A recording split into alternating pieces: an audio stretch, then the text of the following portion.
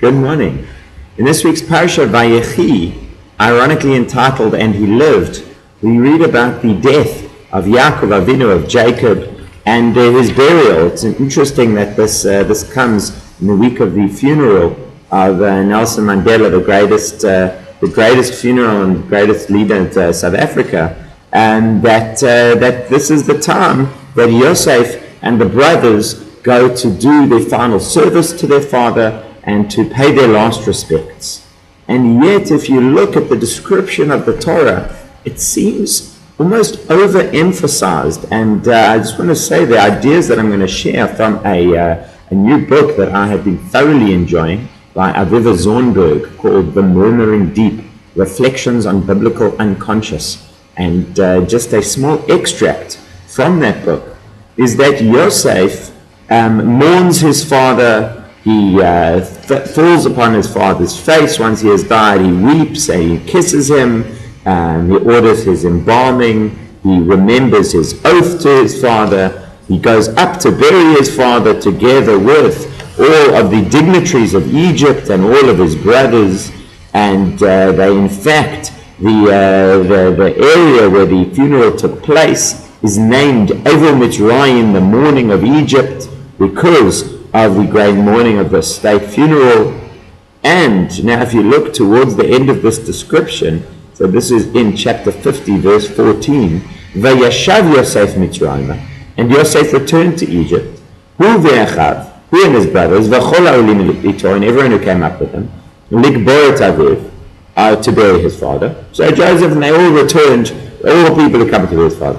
Acharei kovro et aviv, after he had buried his father.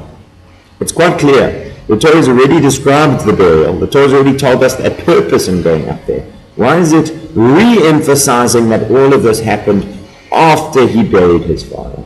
And so what Aviva Zornberg suggests is that this is a little too over-emphatic. The Torah here is describing Joseph's goals and Joseph's wishes for this really to bury the past, to bury all of the problems, to bury the issues that have come up, the endless story of he and his brothers and the way in which they hated him and what they did to him. He wants to lay all of that to rest. And yet we find right afterwards, Vayiru achei Yosef ki meit avihim, and the brothers of Yosef saw, this word can also be read as became afraid, that their father had died. V'yomu lu yistimenu Yosef, and they said, perhaps Joseph is harboring secret hatred against us. And he will do to us all of the evil that we've done to him. So they instructed that Yosef be told, your father commanded before he died, saying, Yosef, this is what you shall say to Yosef, כי ראה גמלוך ואתה שן על הפשע עבדי אלוהי אביך ויבא יוסף כדורם אליו.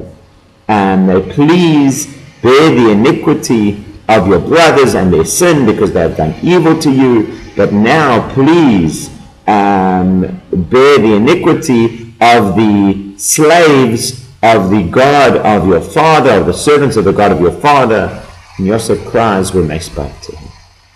So what happens is that the brothers send a message. They do not come themselves. The brothers send a message, inventing seemingly, and many of the commentators say this, a story about Yaakov's command for them to forgive, for Yosef to forgive them. And when Yosef hears this, he cries. And one of the explanations of why he cries is that he cries that they never came to him themselves, that they never actually came and talked to him. We're back at the beginning of Parashat Vayechi, where the brothers hated him so much, they could not speak peacefully to him. Here again, they can't speak to him. That communication is actually closed. And the brothers come and they fling themselves before Yosef and declare themselves to be his slaves. And what does Yosef say in response? What should Yosef say? What do we expect Yosef to say? What do you say when somebody is doing this? Well, had they come to him personally and had they said, Yosef, we've never really apologized for what we've done. We're really, really sorry. Then he could say, it was painful. It was traumatic. It was a horrible and difficult experience. But thank you for your apology, and I forgive you. But that's not what they say. The Midrash points this out. They don't apologize really themselves. And so Yosef never really forgives them. What does Yosef say? Vayomer aleim Yosef, al tiru, do not be afraid. Ki atachat Elohim anochi, ani. Am I in place of God?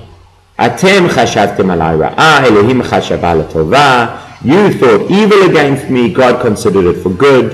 Leman asoka yom hazeh lachiyot amrav.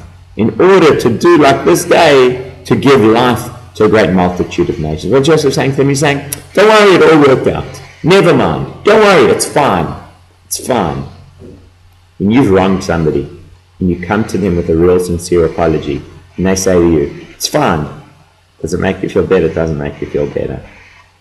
They aren't actually, the problem over here with the brothers and with Yosef is that they aren't actually dealing with the issues. They are so intent on closure, they're so intent on putting it all to bed that they actually never really do.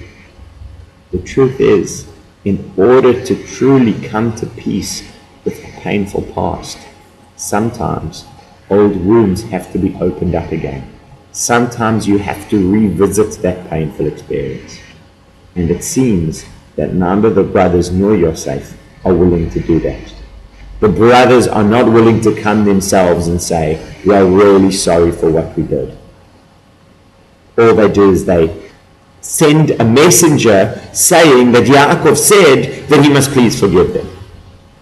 And so Yosef never says to them, he never acknowledges his own pain. He never really acknowledges their guilt. He just says, look, it all worked out. But the point of healing a relationship is not how it all worked out. The point of healing a relationship is actually resolving the pain and the tension that exists between us. And we see that that didn't happen. Because what did the brothers say? Torah tells us, Vayenachem otam, he consoled them, Vayedaber al libam, and he spoke on their hearts. Vayeshev Yosef Mitzrayim, hu Beit Aviv, and Yosef lived in Egypt, he in his father's house. What did the brothers say? The brothers said nothing. This did not open a dialogue. He makes this beautiful speech, but he doesn't speak to them. He speaks al libam, over their hearts, above their hearts. He gives this grand speech of forgiveness, of everything, not really forgiveness, as I said, of everything being okay, of everything working out. But one of the messages from Yosef, which is a recurring message throughout Bereshit, is that silence does not get you there. Endless talking doesn't either. Obviously, you need a balance. A lack of ability to have closure. There are times that people are tormented by the same incident, and no matter how many times they talk it through, it replays and replays and replays. There comes time when a person needs to embrace closure. Like the Torah is telling us, you can only really embrace that closure if you are willing to revisit the past. That's part of the idea of teshuvah as well. Teshuvah resolves, smooths over, elevates all the things you've done wrong. But not because you say, I'm sorry, but because you revisit that action. You go back to it in your speech, in your mind. When you speak to Hashem and you say, Hashem, I'm sorry for this action that I did wrong. You are going back to it. You are healing the relationship. You're opening the dialogue. Wanting to say, well, that was the past and I've moved on, doesn't actually bring closure. And that's the truth in our relationships with one another, in our relationship with Hashem, in our relationship with ourselves. Have a wonderful Shabbat.